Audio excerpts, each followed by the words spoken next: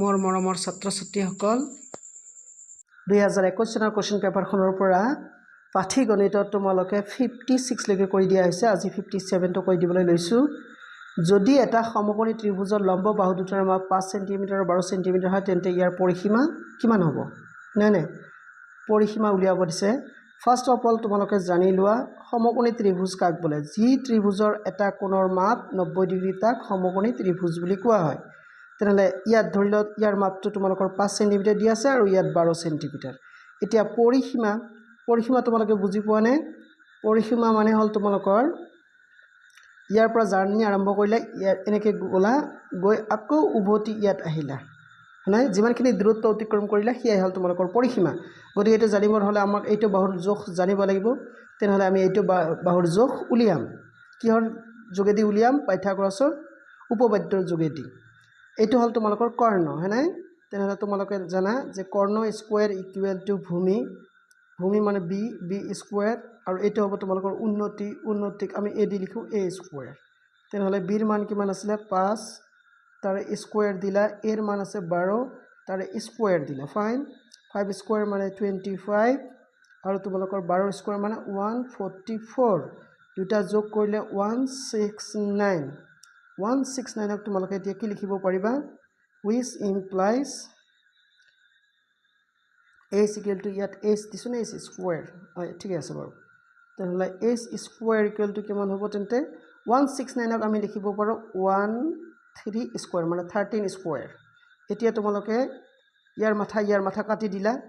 কাটি দিয়াৰ লগে লগে তোমালোকৰ থাকিল কি ইয়াত h সমান 13 তেনেহলে আমাৰ কৰ্ণৰ মান কিমান পালো আমি 13 এতিয়া এই তিনিটা যোগ কৰিলে আমি যি ৰিজাল্ট হ'ব হেয়াই পৰিসীমা তেনেহলে 13 + 12 25 + 5 30 তেনেহলে আমাৰ পৰিসীমা হ'ব 30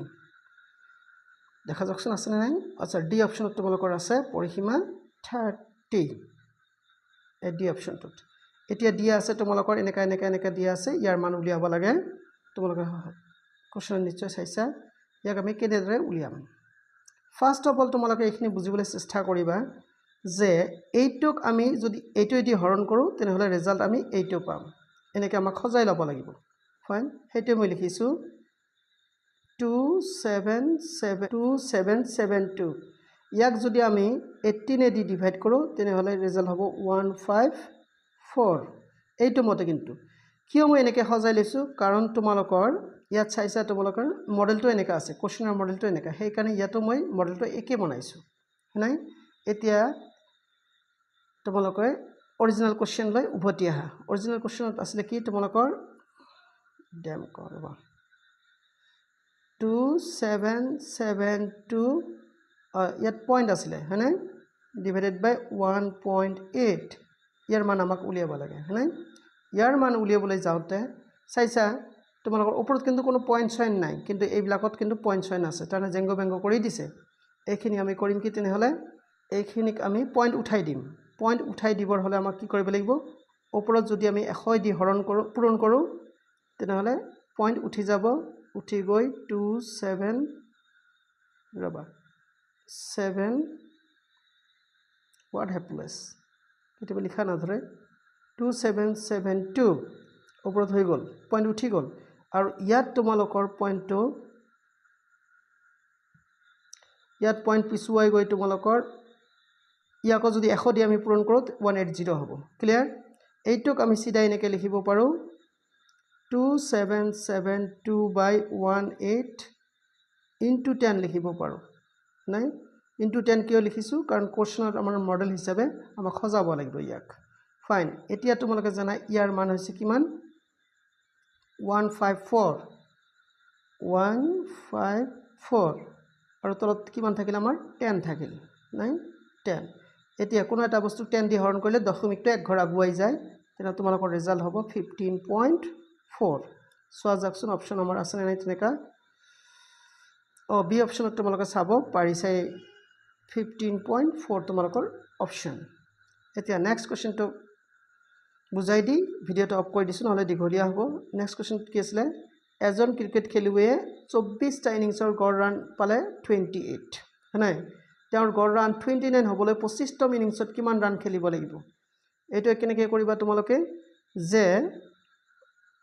ফাৰ্ষ্ট তোমাৰ 24টা ইনিংছত মুঠ ৰান কিমান 24ক তোমালোকে কিহেদি পূৰণ কৰিবা 28 দি পূৰণ কৰিবা 28